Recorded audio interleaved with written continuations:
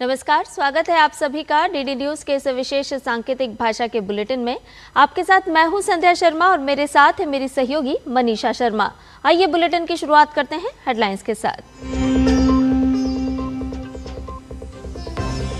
पश्चिम Asia में बदलती परिस्थितियों के बीच प्रधानमंत्री ने की जन भागीदारी की अपील। कहा 140 करोड़ लोग एक कदम आगे बढ़ते हैं तो देश भी 140 करोड़ कदम आगे बढ़ता है। देश में पेट्रोल, डीजल, एलपीजी और उर्वरकों की आपूर्ति पूरी तरह सामान्य।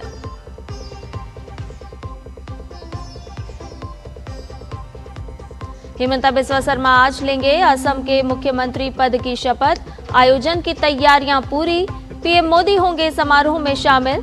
राज्य में होगा एनडीए का लगातार तीसरा कार्यकाल।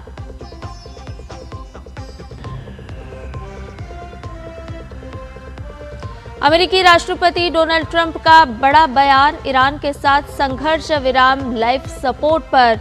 ईरान ने हॉर्मुज संकट के लिए अमेरिका इजराइल को ठहराया जिम्मेदार। दोहराई नाकेबंदी खत्म करने, मुआवजे और हॉर्मुज पर संप्रभुता की अपनी मांगे।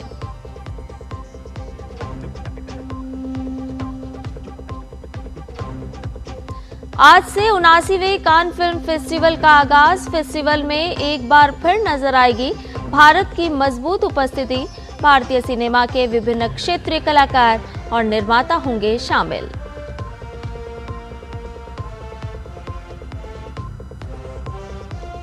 और अंडर 15 एशियन बॉक्सिंग चैंपियनशिप में भारत का दमदार प्रदर्शन। भारत के 6 पुरुष और 9 महिला मुक्केबाज पहुंचे फाइनल में।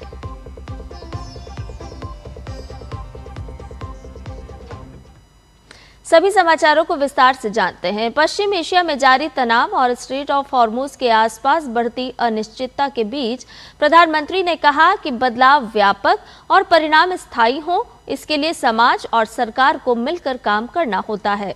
प्रधानमंत्री ने जन भागीदारी की अपील करते हुए कहा कि 140 करोड़ लोग एक कदम आगे बढ़ते हैं तो देश भी 140 करोड़ कदम आगे बढ़ता है।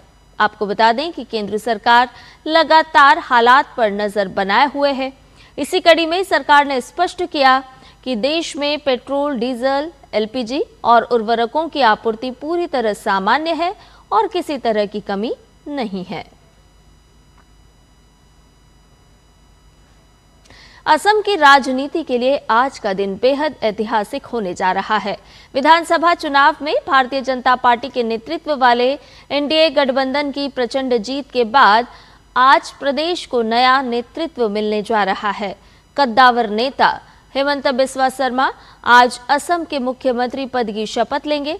गुवाहाटी के वेटरनरी कॉलेज मैदान में शपथ ग्रहण समारोह की तैयारियां पूरी कर ली गई हैं।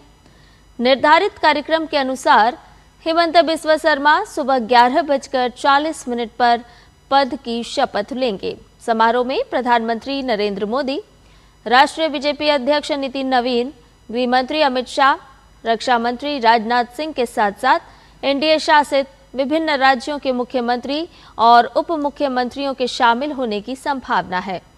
इससे पहले रविवार को हुई भाजपा विधायक दल और एनडीए विधायक दल की बैठक में हिमंता बिस्वा शर्मा को सर्वसम्मति से नेता चुना गया था, जिसके बाद उन्होंने राज्यपाल लक्ष्मण प्रसाद आचार्य से मुलाकात कर सरकार बनाने का दावा पेश किया था।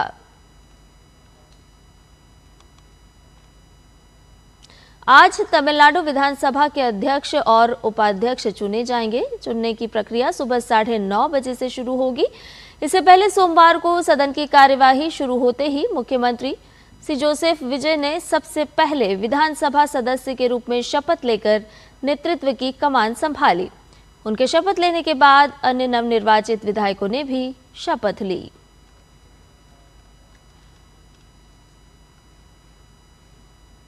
आज महाराष्ट्र विधान परिषद की 9 रिक्त सीटों के लिए मतदान सुबह 9 बजे से शाम 4 बजे तक रहेगा। ये चुनाव राज्य की राजनीति के लिए अत्यंत महत्वपूर्ण माना जा रहा है, क्योंकि वर्तमान सदस्यों का कार्यकाल कल यानी कि 13 मई को समाप्त हो रहा है। इस चुनाव की शुरुआत 23 अप्रैल को नामांकन प्रक्रिया के साथ हुई थी, जो 30 अप्रैल तक चली। इसके बाद 2 मई को नामांकन पत्रों की बारीकी से जांच की गई और उम्मीदवारों को 4 मई तक अपना नाम वापस लेने का समय दिया गया था।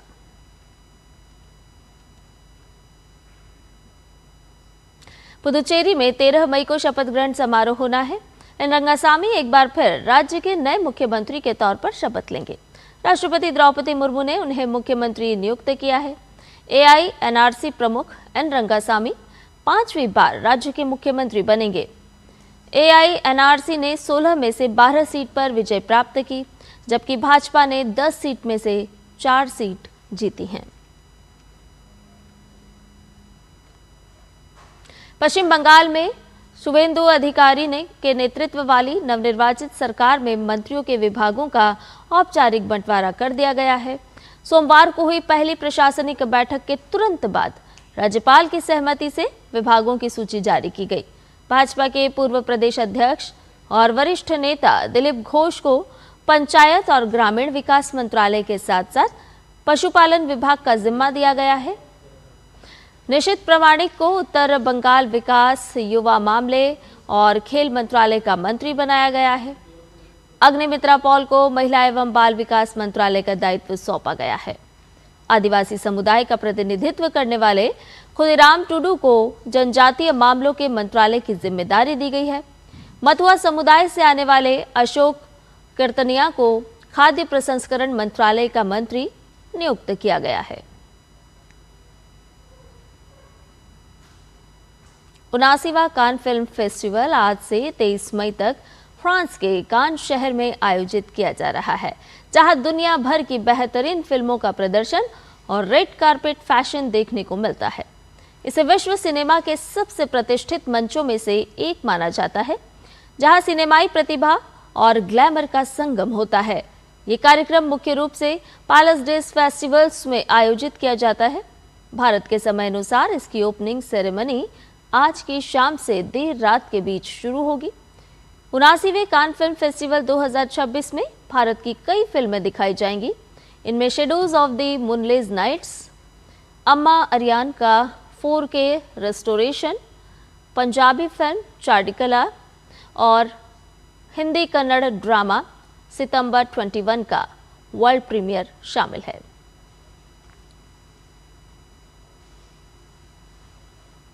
अमेरिकी राष्ट्रपति डोनाल्ड ट्रंप ने ईरान के प्रस्ताव को अनुपयोगी करार देते हुए उसे अस्वीकार्य कर दिया है।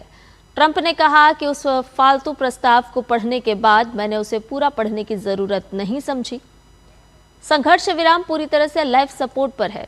ट्रंप ने अपने बयान में यह भी दोहराया कि ईरान सैन्य दृष्टि से हार चुका है और जो भी थोड़ी बहुत ताकत ईरान ने संघर्ष विराम के दौरान इकट्ठा की थी, अमेरिका उसे एक दिन में ही नष्ट कर देगा। उन्होंने ये भी कहा कि ईरान बहुत खतरनाक है और उसे परमाणु हथियार नहीं मिल सकते। इस बीच ईरान के संसद अध्यक्ष मोहम्मद बघेर गलेबाफ ने कहा कि ईरान के 14 बिंदु प्रस्ताव को स्वीकार करना अब एकमात्र विकल्प है।